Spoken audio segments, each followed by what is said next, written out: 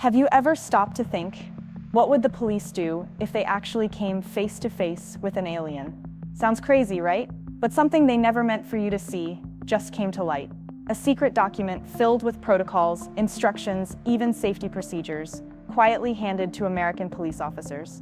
An official manual on what to do during a real encounter with UFOs and non-human entities. And the worst part? It exists. And the FBI doesn't want you to know. This document describes exactly what to do when, not if, the encounter happens. That changes everything we've been told. It contains codes, technical descriptions of ships that bend time, and clear orders to hide the truth from you. And that's just the beginning. Why would such a document exist if UFOs were just conspiracy theories? Who wrote it? And why? More importantly, what else are they keeping from us? Ever wondered what would happen if an American cop came face to face with a UFO during a late-night patrol? Sounds like a movie script, right? But this is happening, for real. A leaked document that reads more like a sci-fi handbook reveals something disturbing. Police departments across the United States are quietly receiving an official instruction manual on how to handle encounters with aliens. This isn't a theory, it's a federal directive, the kind of thing no one wanted you to find out about. But now it's out. Picture this. A lone officer on a desert highway, flashing lights in the sky, and suddenly, a silent craft hovering above his cruiser. What do? Run? Shoot? Call the CIA? Not anymore. There's a protocol now, and it's detailed. According to the leaked source, the manual doesn't just cover visual identification, but behavior too. How to stand, how to record the event, and get this, how to stay completely silent. Which raises a chilling question: how long has this been going on without us knowing? Even more disturbing, the manual tells officers not to engage, and whenever possible, to avoid public documentation. So if you or someone in your town saw something strange in the sky, chances are the police responded. They just didn't tell you. The directive to keep everything under wraps brings back that nagging suspicion: are we being slowly prepared for something bigger? Because if this is just the beginning, what's most striking about this manual, aside from its mere existence, is how detailed it gets in describing alien behavior. Yes, behavior, as if it's been studied already. It outlines typical reactions during close encounters, mentions temporary paralysis, lost time, and even trance-like states induced by eye contact. If that doesn't send chills down your spine, maybe you still think we're in a Hollywood movie. But if I told you these same symptoms have been reported since the 1960s. Another section covers personal safety, not protection from bullets or pursuits, but energetic interference. Officers are told to shut off electronic devices, keep distance from magnetic fields, and avoid touching metallic surfaces on the crafts. Sounds extreme, but think, why would this be in an official manual, unless these situations were real? One line even says metallic objects and uniforms may trigger neural disruption. This isn't guesswork, it's high-level knowledge someone doesn't want questioned. And then comes the most sensitive part: communication protocols. It's not just don't shoot. It's listen, observe, mentally document, then shut up. The manual even offers a guideline for nonverbal interaction, with emphasis on telepathy and symbolic imagery. Imagine a police training where an officer learns how to communicate with beings from another world. Sounds insane, until you realize this is being taught right now. Here's where things get darker, and more intriguing. The manual was leaked, but no one knows exactly where it came from. Some say the FBI, others whisper NASA, but many trace the fingerprints right back to the Pentagon. What's strangest? No agency officially claims it. And let's be honest, when everyone denies something, it usually means there's something to hide. The institutional silence fuels a theory people avoid confronting. What if this manual is just one small piece of a deeper, hidden operation? Sound like conspiracy? Maybe, but let's look at the facts. The manual contains terminology that only military insiders would understand. Phrases like interdimensional containment protocol and localized gravity displacement zones don't show up in civilian documents. And it gets weirder. There are stamps, classifications, and reference codes that match declassified secret military files from past black projects. Remember Project Blue Book? Or the FOIA files on UFO sightings from the 2000s. Same style, same silence. Even if you want to believe this manual is fake, one thing still doesn't add up. Why would anyone invent a document this specific, now, and distribute it to law enforcement agencies? And why are those agencies actually using it? There's something very real being obscured. And if this document is merely a glimpse, What else is buried behind closed doors? Now here's a twist. Of all the instructions in the manual, perhaps the most chilling is this: silence. Total, absolute silence. If a police officer comes into contact with a UFO or alien being, they are instructed not to disclose it to the public. Not in reports, not to journalists, not even off the record. It's as if the manual is more concerned with controlling the narrative than protecting the officer. Sound familiar? It's the same playbook. Deny, deflect, distract. And the language isn't just official, it's intimidating. The manual warns that disclosure could cause mass panic, compromise federal investigations, and even institutional collapse. Translation: if you talk, you're done. Fired, sued, or worse. This isn't about safety, it's about covering up something much bigger. And that begs the question: if it's fake, why the need for this level of secrecy? If we were talking about weather balloons or experimental aircraft, none of this would be necessary. But the manual's instructions: avoid the press, bury the evidence, isolate witnesses, hint at something far more serious. Because each time the truth is silenced, the lie becomes harder to maintain. And when the cracks finally appear, this isn't new. This manual didn't appear out of thin air. Anyone who's studied cases like Roswell knows the script. In 1947, something crashed in the desert. First, the US Army said it was a flying disc. Then, hours later, it was downgraded to a weather balloon. But by then, the truth had already slipped out. Witnesses saw debris, strange materials, and even alien bodies. Sound familiar? Because many of the behavioral patterns listed in the new manual match exactly what witnesses reported in Roswell. Then there's Rendlesham Forest, 1980. US airmen stationed in England reported seeing a metallic craft in the woods, complete with glowing lights and strange glyphs. They experienced time distortion, electromagnetic failure, and even mind-to-mind communication. These aren't just stories. These are official military records. And the details, they line up with the manual from 2024 almost perfectly. So we have to ask, are these protocols based on real past encounters? Or were those encounters real, and this manual is finally the system admitting it? Because when the same strange patterns show up in different countries, across decades, and now in official training documents, we're not talking coincidence anymore.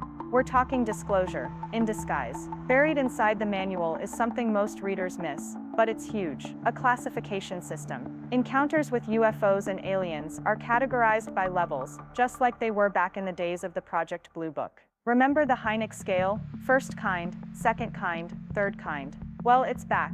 Updated, streamlined, and confidential. For example, Class A encounters involve visual confirmation and physical evidence, like ground burns. Class B includes communication, verbal, symbolic, or telepathic. And Class C, that's the nightmare scenario: loss of control, memory blackouts, and physical markings with no explanation. Now ask yourself, why would law enforcement need this system, unless they were expecting these situations to happen again and again? The very presence of such a classification proves something big.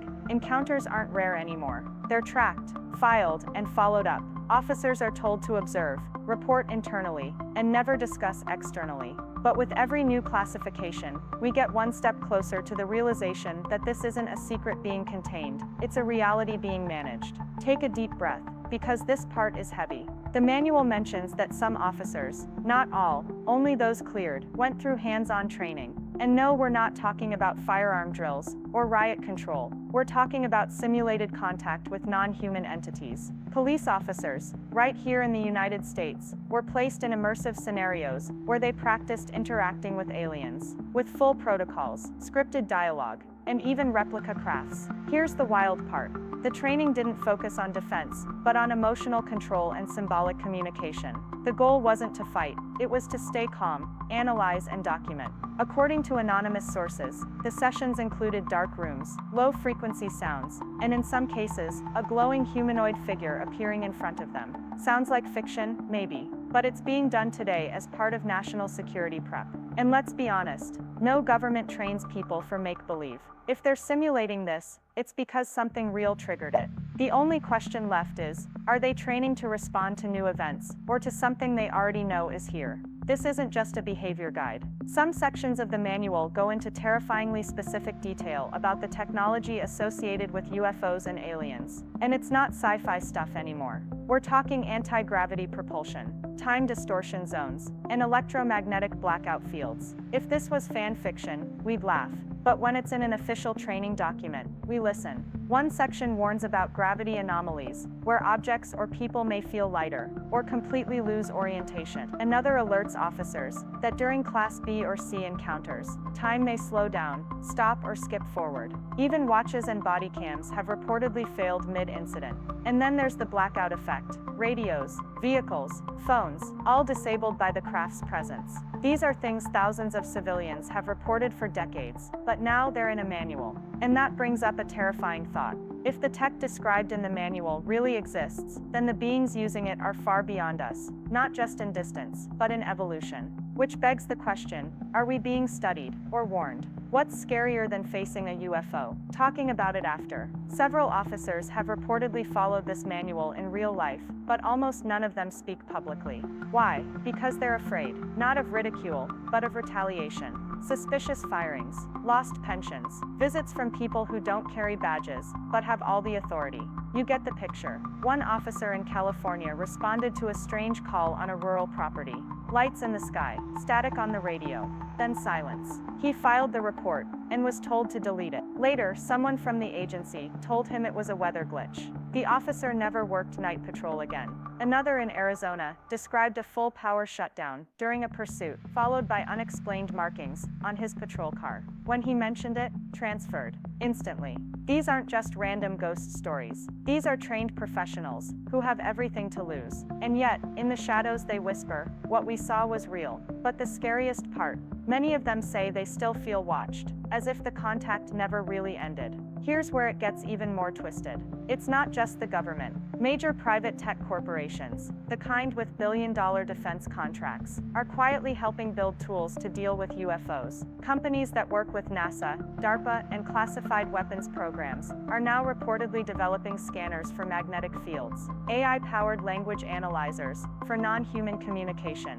and even neural shielding helmets. I'm not kidding. According to insiders, some of the tech works, but no one knows why it works. We don't fully understand the physics, said one engineer. It just responds to their presence. That alone suggests one thing. We're not inventing this tech from scratch. We're reverse engineering it. And if that's true, it means we've had access to alien technology for a long time. And if private companies are involved, good luck finding the truth. Because once it hits the corporate world, it becomes a trade secret, the kind no journalist or civilian ever sees. So the next time you hear about a new breakthrough in energy, propulsion, or quantum sensors, ask yourself, who really built it?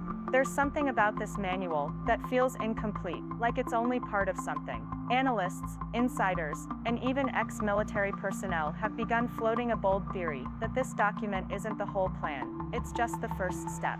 A small piece in a larger campaign of gradual disclosure, not to inform you, but to prepare you. Slowly, quietly, strategically. This fits with the long-discussed psychological conditioning theory. Governments don't just announce life-changing truths. They plant seeds through fiction, leaks, half-truths, and now official protocols. And here we are, talking about a document meant for police officers, not generals, not presidents, local law enforcement, which means the plan is trickling down, closer to us. And why control it slowly? Because revealing that we are not alone would collapse beliefs, institutions, and worldviews overnight. So they do it in layers. Give the public time to adjust. A leaked image here, a strange congressional hearing there, a manual for internal use only.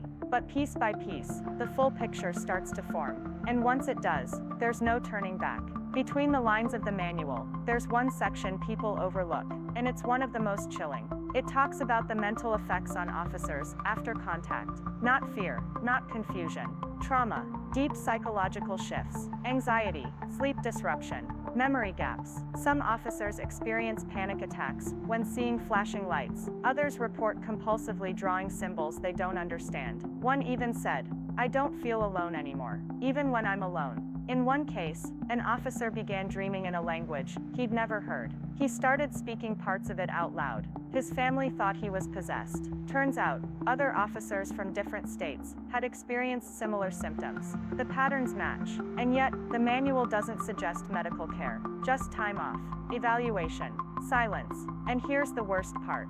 Some officers say that the feeling never left, that after the contact, something stayed with them, like a frequency they couldn't shake, a presence that followed.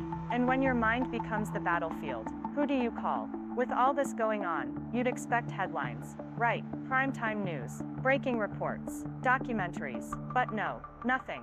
The big media outlets stay quiet. Or worse, laugh it off. That's not coincidence. That's control. Several journalists have come forward anonymously to say their editors shut stories down. Some were warned not to dig deeper. Some were reassigned. Others were let go. This isn't journalism anymore. It's gatekeeping. When the narrative is managed from the top, the truth gets buried under entertainment. They'll talk about celebrities, scandals, and drama, but never this. Never aliens. Never the UFO documents quietly being distributed to law enforcement across the country. Why? Because it disrupts the illusion of control. And here's the twist. By ignoring it, they're making it more real. Because people are waking up. Independent researchers, podcasters, TikTokers, even ex-military whistleblowers. They're filling the void left by CNN and Fox. The truth is leaking, and every time they try to cover it up, the cracks only get bigger. You've seen the stories: mysterious plane crashes, unexplained military accidents, helicopters falling from the sky. The media always blames technical failure or severe weather. But what if that's not the full story? More and more insiders believe that some of these so-called accidents are actually UFO incidents gone wrong. Real encounters, being masked as tragedies. One case in Nevada involved a fighter jet vanishing from radar for 8 minutes. When it reappeared, it was spiraling down. The pilot didn't survive. The report, unspecified mechanical issue. But locals nearby saw a blinding light and felt a pressure wave that shattered windows. Sounds like a malfunction, or something else. It's easier to blame gravity or human error than to admit an aircraft got disabled by something not from this earth. But the pattern is repeating. Mysterious events, followed by vague reports. No real follow-up. As if someone higher up is saying, let the public believe whatever makes them feel safe. Just don't tell them the truth. And now we come to it. The final layer. What if this manual, as shocking as it is just step one? A low-level protocol to get boots on the ground ready before something much bigger breaks loose. Former intelligence officers have already said it. Disclosure isn't a question of if, but when. And this is the warm-up. This manual could be the quiet rollout before the loud arrival. A training tool designed to normalize the impossible. Today it's a PDF. Tomorrow it's a press conference. And the day after that, it might be a landing. If they've prepared police officers, then the next phase might be teachers, pilots, doctors, even kids. The veil is thinning. The structure is in place. The signs are clear. And when the moment comes, it won't be a surprise. It'll be confirmation. The only question is, will you be ready? So now that you know, what will you do? Keep pretending we're alone. Or open your eyes to what's clearly happening all around us. The manual exists. The protocols are real. The encounters are increasing. And the truth, it's clawing its way to the surface, whether they like it or not. But knowledge is power. So what will you do with this power? Will you act? Speak up, dig deeper, or will you let another layer of truth slip back into silence? If you made it this far, you're not just a viewer, you're a seeker. And this channel, it's for people like you. So subscribe now, activate the notifications, and stay with us, because the next video might reveal something even more shocking than this one.